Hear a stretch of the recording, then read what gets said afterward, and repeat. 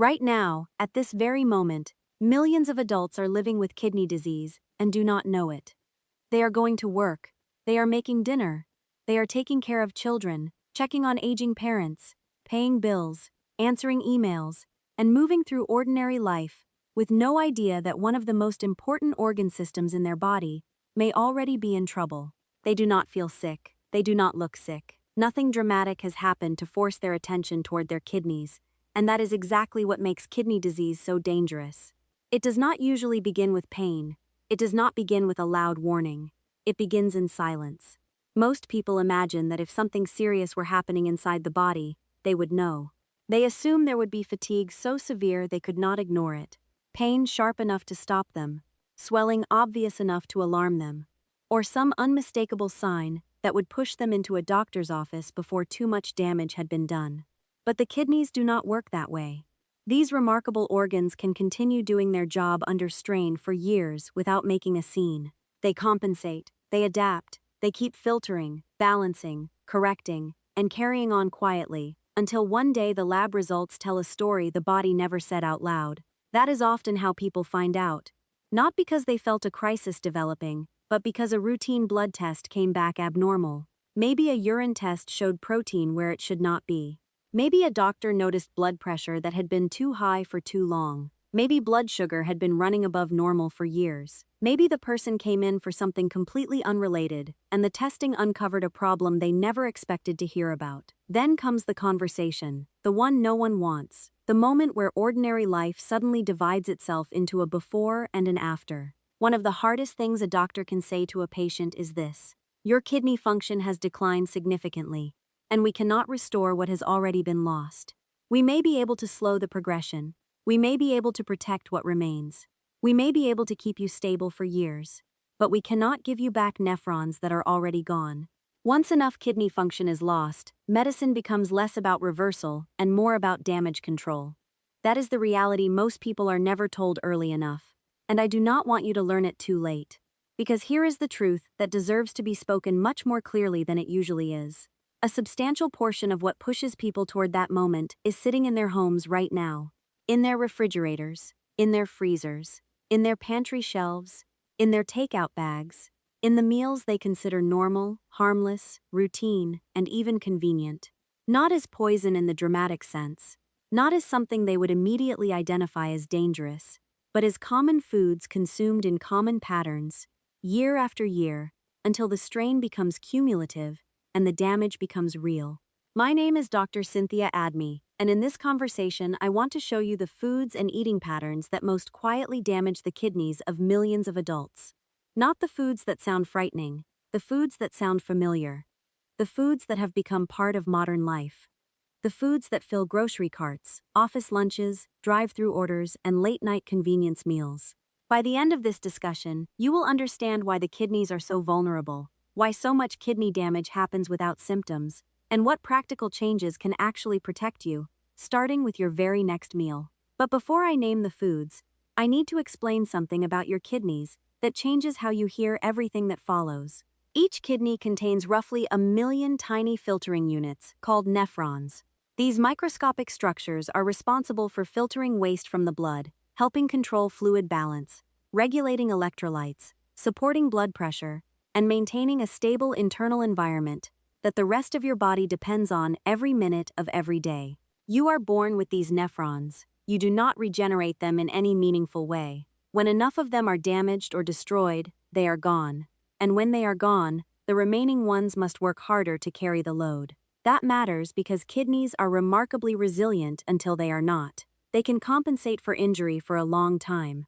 A person can lose a surprising amount of kidney function before symptoms become obvious. In many cases, you can lose 40, 50, even more than half of your kidney function before daily life feels dramatically different. That means the period in which prevention matters most is often the exact period when a person feels well enough to believe nothing is wrong. No pain, no urgency, no clear internal alarm, just silent decline if risk factors are present and the right damage is happening in the background. And that silence is precisely why diet matters so much. If your stomach is irritated, it usually lets you know. If your joints are inflamed, you feel it. If your lungs are under stress, your breathing changes. But kidneys can be under chronic dietary strain for years without demanding your attention. They simply keep working harder. They adjust to the sodium. They manage the sugar. They filter the additives. They respond to blood pressure. They compensate for dehydration. They process the consequences of your choices again and again and again, until the day they can no longer keep up as well as they once did. So let us begin with the first category, and for many people, the most important one: processed and packaged foods loaded with hidden sodium. I want to be very clear here, because the conversation about salt has become simplistic in a way that confuses people. Sodium itself is not evil. Your body needs sodium. Your nerves require it. Your muscles use it. Your fluid balance depends on it. The problem is not that sodium exists. The problem is the extraordinary amount of sodium built into the modern food supply, especially in foods people do not even think of as particularly salty. Most adults are not getting the majority of their sodium from the salt shaker sitting on the kitchen table. They are getting it from food manufacturers, from restaurants, from drive-through meals, from deli counters, from frozen trays, from canned goods, from sauces, from snacks, from breads, and from products that are engineered to taste satisfying without making their sodium content obvious. A bowl of canned soup can contain a shocking amount. A frozen dinner can deliver far more than people realize. Bread can contribute sodium quietly because it is eaten often. Pizza combines dough, sauce, cheese, and processed meat into a sodium delivery system people rarely think twice about. Deli meats, bacon, sausage, ham, hot dogs, chips, crackers, pretzels, bottled dressings, packaged noodles, instant meals, fast food sandwiches, and restaurant entrees all add up quickly. Why is this so hard on the kidneys? Because high sodium intake creates two major problems at once. First, it promotes fluid retention. When the body holds on to extra sodium, it often holds on to extra water as well. That raises blood volume, and in many people it raises blood pressure. High blood pressure is one of the leading causes of chronic kidney disease. It damages the tiny blood vessels that feed the kidney's filtering units. It increases pressure inside the filtration system. It gradually scars structures that were designed for precision, not constant overload. Second, the kidneys themselves have to work continuously to get rid of the excess sodium and maintain balance. That extra workload, repeated every day for years, is not benign. If there is one dietary shift I would urge almost every adult to make for long-term kidney protection, it is not merely to stop using table salt. It is to reduce dependence on processed and packaged foods. The boxes, the bags, the frozen meals, the shelf-stable shortcuts, the highly seasoned restaurant dishes, the pre-made foods that save time but quietly tax the kidneys in ways most people never see. If you cook more often from simpler ingredients, even in basic ways, you regain control. You can season your own food. You can enjoy flavor without being overwhelmed by industrial levels of sodium.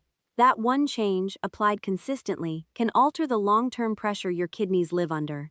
The second category is less widely known, but deeply important: ultra-processed foods containing phosphate additives. This is one of those topics that exists in medical literature and professional conversations, but almost never reaches the public in plain language. Phosphorus is an essential mineral. The body needs it for bones, energy production, and many cellular functions. Naturally occurring phosphorus in whole foods is not the problem in itself. Healthy kidneys are designed to regulate it.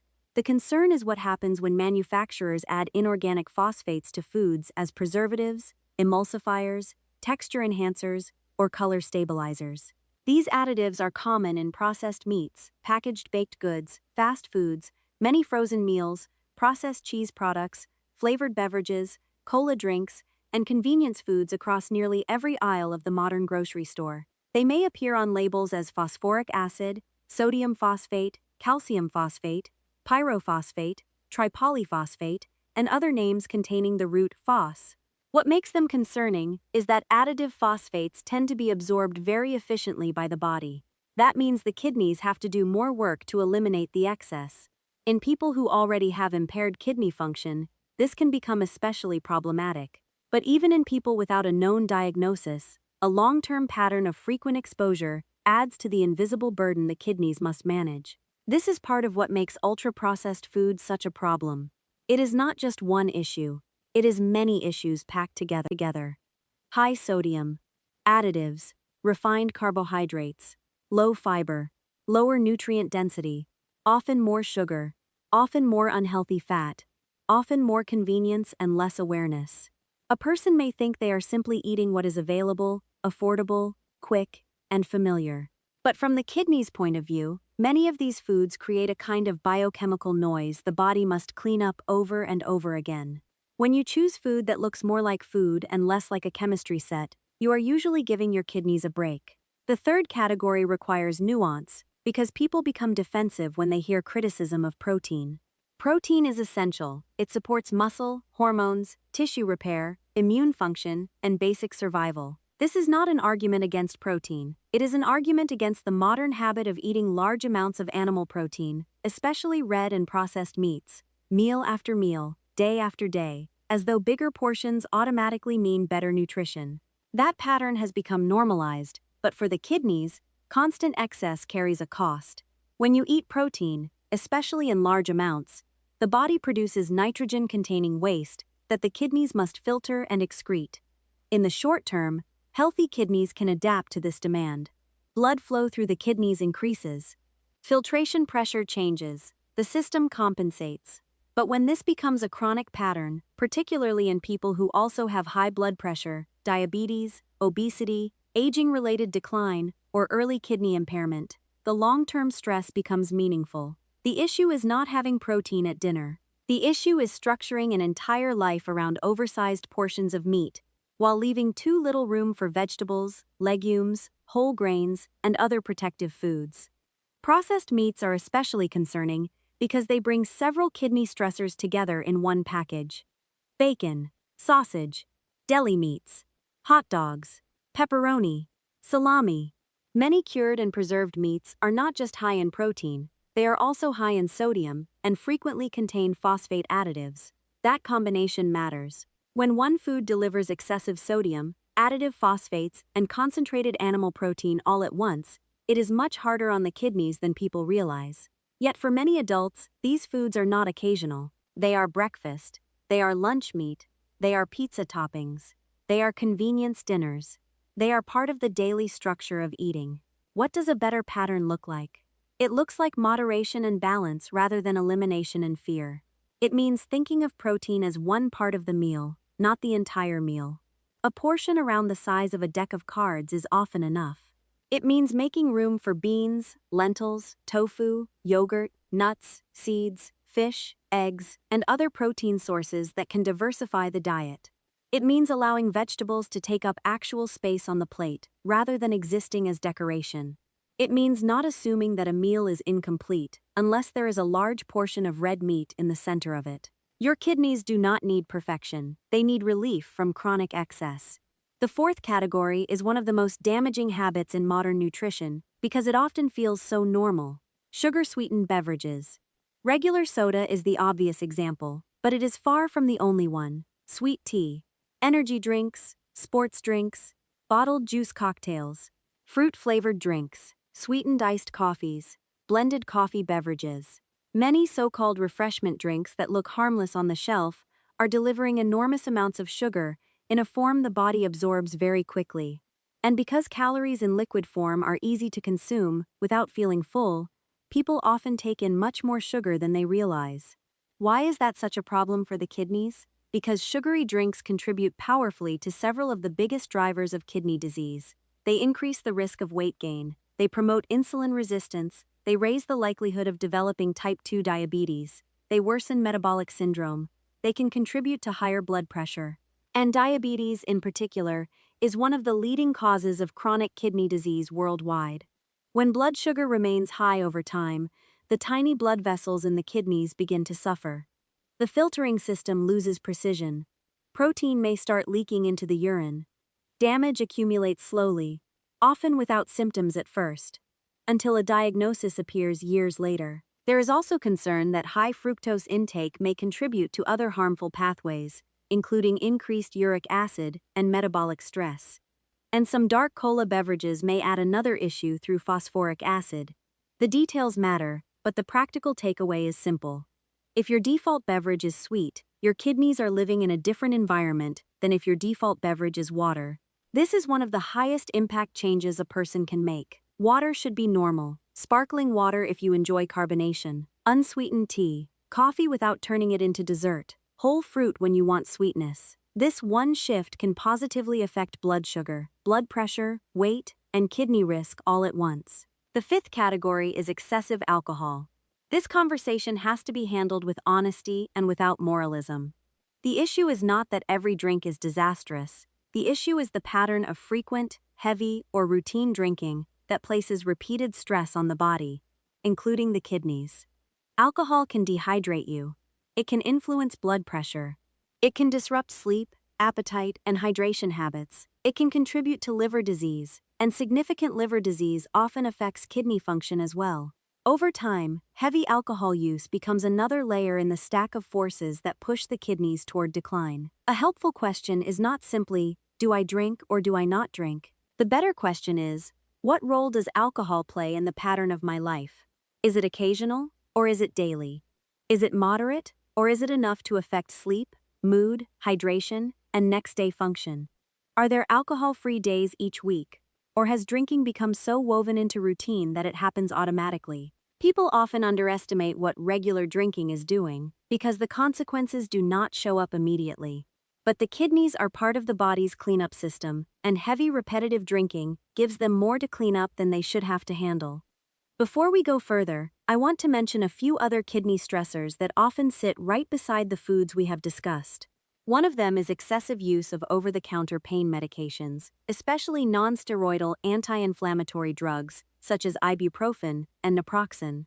These medications can reduce blood flow to the kidneys and, in certain settings, contribute to real harm.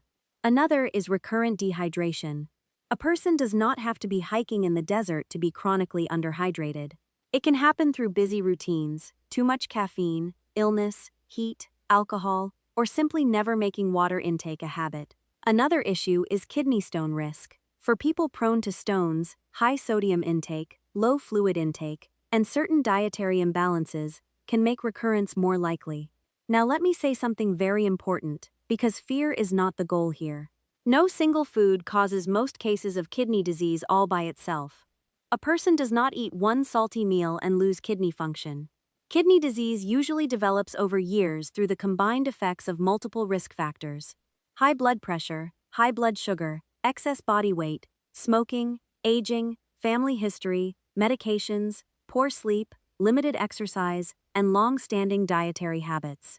Food is not the only factor, but food is one of the most powerful factors a person can influence repeatedly, directly, and meaningfully over the course of a lifetime. And that is actually the hopeful part of this conversation.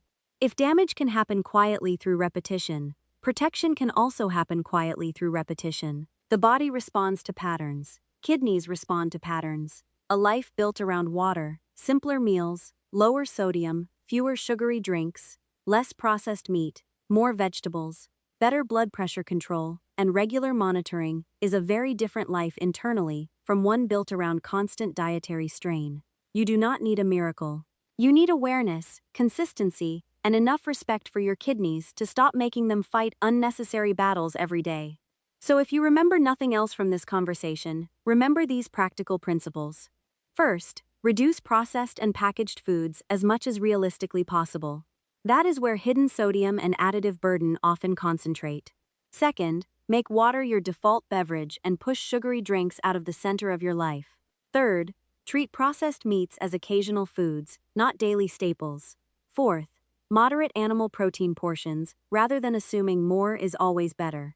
Fifth, make room for vegetables, legumes, and minimally processed whole foods on a regular basis. Sixth, be thoughtful with alcohol and create non-drinking days in the week. Seventh, be cautious with over-the-counter pain medication use, especially if it becomes frequent. And there is an eighth principle that may matter more than all the others if you are at higher risk. Get your kidney function checked regularly. If you have high blood pressure, diabetes, a family history of kidney disease, heart disease, obesity, or you are getting older, do not wait for symptoms. Ask for simple blood and urine testing. Kidney problems are often most treatable when they are found early, before symptoms become dramatic. A creatinine level, an estimated glomerular filtration rate, a urine. Do not wait for symptoms. Ask for simple blood and urine testing. Kidney problems are often most treatable when they are found early, before symptoms become dramatic. A creatinine level, an estimated glomerular filtration rate, a urine albumin test. These are not exotic interventions. They are basic tools that can reveal silent problems while there is still time to protect what remains. One of the most heartbreaking things about advanced kidney disease is how often people say, "I had no idea." They did not know their numbers. They did not know high blood pressure was hurting their kidneys. They did not know their daily food pattern mattered this much. They did not know repeated dehydration was adding up. They did not know the medications they used regularly could be part of the problem. They did not know because no one had ever explained kidney health in practical, plain, everyday terms. The kidneys are often overlooked in health conversations until the damage is too serious to ignore. I have cared for patients whose kidney disease progressed to the point where dialysis became part of life. If you have never seen that up close, let me tell you what people often do not understand. It is not just a treatment. It becomes a schedule that reorganizes life around itself. It affects freedom, travel, energy, appetite, time, and independence. It changes what can be eaten, when things can be done, how strong a person feels, and how much of each week is available for ordinary living. Some patients eventually receive a transplant and experience a second chance. Others are never healthy enough to qualify.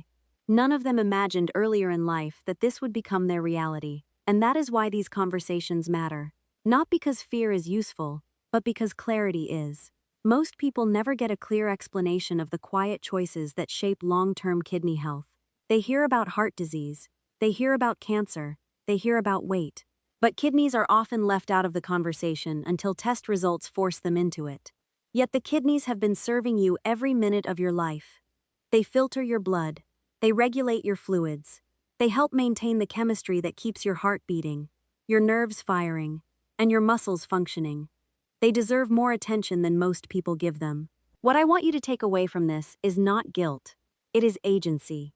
You cannot change everything today. Most people do not need to. You do not have to empty your kitchen tonight and become a different person by morning. What you can do is start. Read labels. Notice sodium. Notice the FOS ingredients. Replace one sugary drink a day with water. Cook one more meal at home this week. Cut back one processed meat habit. Shrink one oversized protein portion. Add one serving of vegetables where there used to be none. These are not glamorous changes. They are not dramatic. But done repeatedly, they are powerful. Because kidney protection is usually not built through one heroic intervention. It is built through ordinary decisions, repeated long enough to matter. The groceries you buy, the drinks you choose, the takeout you skip, the labs you request, the blood pressure you control, the medication habits you review, the water you drink, the pattern you create. This is how long-term health is shaped. Quietly, just as disease is shaped quietly. The difference is that one path preserves function, and the other slowly spends it down. So if this conversation reaches you at the right moment, take it seriously. Especially if you have high blood pressure. Especially if you have diabetes. Especially if kidney disease runs in your family. Especially if you are over 50 and have never really looked at your kidney numbers. Especially if your diet has drifted toward convenience because life is busy and you have been telling yourself you will think about health later. Later is how silent disease wins. Awareness now is how you begin to change the outcome.